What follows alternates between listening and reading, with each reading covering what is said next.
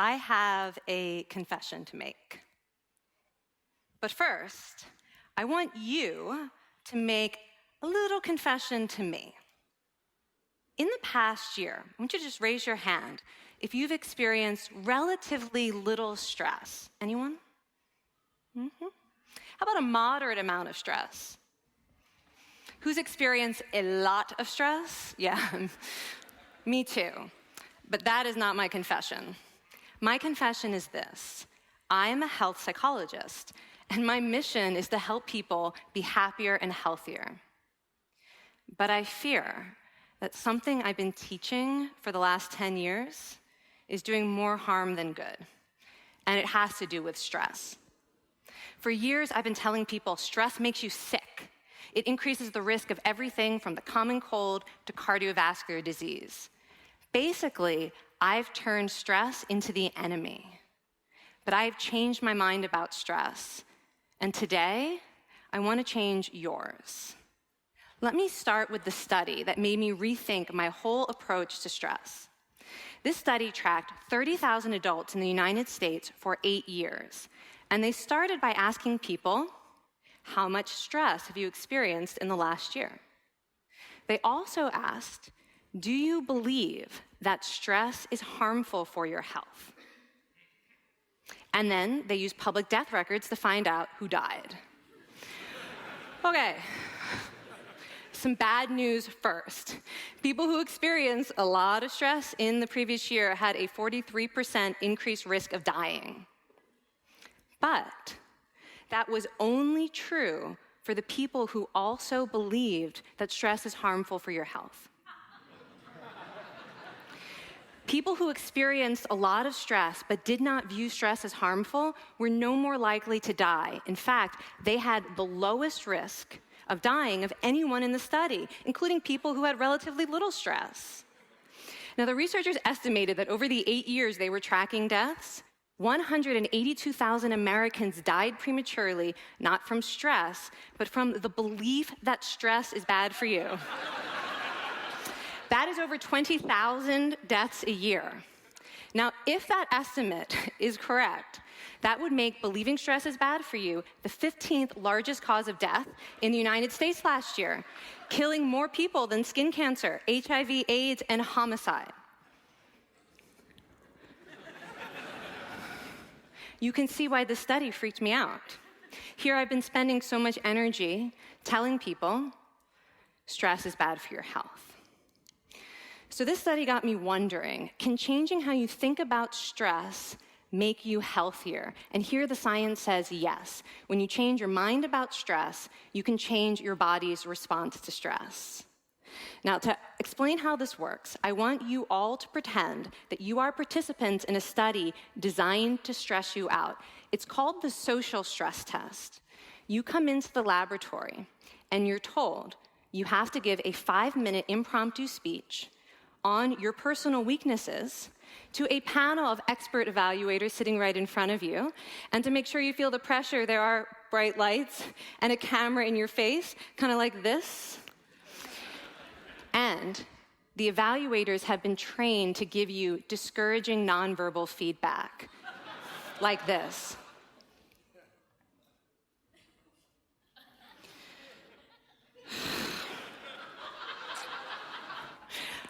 Now that you're sufficiently demoralized, time for part 2, a math test. And unbeknownst to you, the experimenter has been trained to harass you during it. Now, we're gonna all do this together. It's gonna be fun, for me. Okay. I want you all to count backwards from 996 in increments of 7. You're gonna do this out loud as fast as you can, starting with 996. Go. Go faster. Faster, please. You're going too slow. Stop, stop, stop, stop. That guy made a mistake. We're gonna have to start all over again. You're not very good at this, are you? Okay, so you get the idea. Now, if you were actually in this study, you'd probably be a little stressed out. Your heart might be pounding, you might be breathing faster, maybe breaking out into a sweat. And normally, we interpret these physical changes as anxiety or signs that we aren't coping very well with the pressure. But what if you viewed them instead as signs that your body was energized, was preparing you to meet this challenge? Now, that is exactly what participants were told in a study conducted at Harvard University. Before they went through the social stress test, they were taught to rethink their stress response as helpful. That pounding heart is preparing you for action. If you're breathing faster, it's no problem. It's getting more oxygen to your brain. And participants who learned to view the stress response as helpful for their performance, well, they were less stressed out, less anxious, more confident. But the most fascinating finding to me was how their physical stress response changed. Now, in a typical stress response, your heart rate goes up and your blood vessels constrict like this. And this is one of the reasons that chronic stress is sometimes associated with cardiovascular disease. It's not really healthy to be in this state all the time. But in the study, when participants viewed their stress response as helpful, their blood vessels stayed relaxed like this. Their heart was still pounding, but this is a much healthier cardiovascular profile. It actually looks a lot like what happens in moments of joy and courage. Over a lifetime of stressful experiences, this one biological change could be the difference between a stress-induced heart attack at age 50 and living well into your 90s. And this is really what the new science of stress reveals, that how you think about stress matters. So my goal as a health psychologist has changed. I no longer want to get rid of your stress. I want to make you better at stress. And we just did a little intervention. If you raised your hand and said you'd had a lot of stress in the last year, we could have saved your life. Because hopefully the next time your heart is pounding from stress, you're going to remember this talk, and you're going to think to yourself, this is my body helping me rise to this challenge. And when you view stress in that way, your body believes you, and your stress response becomes healthier. Now, I said I have over a decade of demonizing stress to redeem myself from. So we are going to do one more intervention. I want to tell you about one of the most underappreciated aspects of the stress response. And the idea is this: stress makes you social. To understand this side of stress, we need to talk about a hormone, oxytocin. And I know oxytocin has already gotten as much hype as a hormone can get.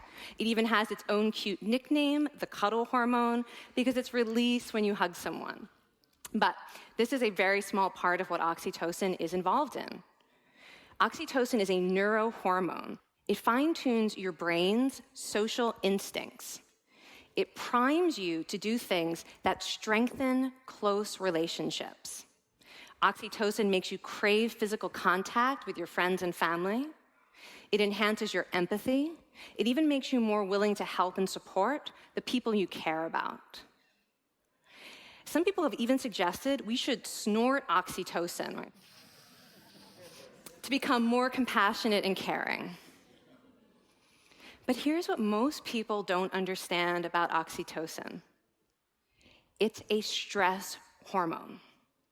Your pituitary gland pumps this stuff out as part of the stress response. It's as much a part of your stress response as the adrenaline that makes your heart pound. And when oxytocin is released in the stress response, it is motivating you to seek support. Your biological stress response is nudging you to tell someone how you feel instead of bottling it up. Your stress response wants to make sure you notice when someone else in your life is struggling so that you can support each other. When life is difficult, your stress response wants you to be surrounded by people who care about you. Okay, so how is knowing this side of stress going to make you healthier? Well, oxytocin doesn't only act on your brain, it also acts on your body. And one of its main roles in your body is to protect your cardiovascular system from the effects of stress.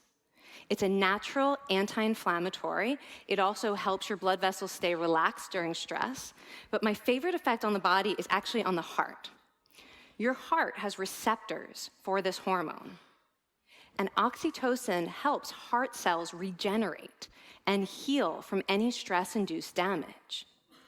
This stress hormone strengthens your heart. And the cool thing is that all of these physical benefits of oxytocin are enhanced by social contact and social support. So when you reach out to others under stress, either to seek support or to help someone else, you release more of this hormone, your stress response becomes healthier, and you actually recover faster from stress. I find this amazing that your stress response has a built-in mechanism for stress resilience. And that mechanism is human connection. I want to finish by telling you about one more study. And listen up, because this study could also save a life. This study tracked about 1,000 adults in the United States, and they ranged in age from 34 to 93. And they started the study by asking, how much stress have you experienced in the last year? They also asked, how much time have you spent helping out friends, neighbors, people in your community? And then they used public records for the next 5 years to find out who died. Okay, so the bad news first. For every major stressful life experience, like financial difficulties or family crisis, that increased the risk of dying by 30%. But, and I hope you are expecting a but by now, but that wasn't true for everyone. People who spent time caring for others showed absolutely no stress-related increase in dying, 0. Caring created resilience. And so we see once again that the harmful effects of stress on your health are not inevitable. How you think and how you act can transform your experience of stress. When you choose to view your stress response as helpful, you create the biology of courage. And when you choose to connect with others under stress, you can create resilience. Now, I wouldn't necessarily ask for more stressful experiences in my life, but this science has given me a whole new appreciation for stress. Stress gives us access to our hearts. The compassionate heart that finds joy and meaning in connecting with others. And yes, your pounding physical heart working so hard to give you strength and energy. And when you choose to view stress in this way, you're not just getting better at stress, you're actually making a pretty profound statement. You're saying that you can trust yourself to handle life's challenges. And you're remembering that you don't have to face them alone. Thank you. Thank you.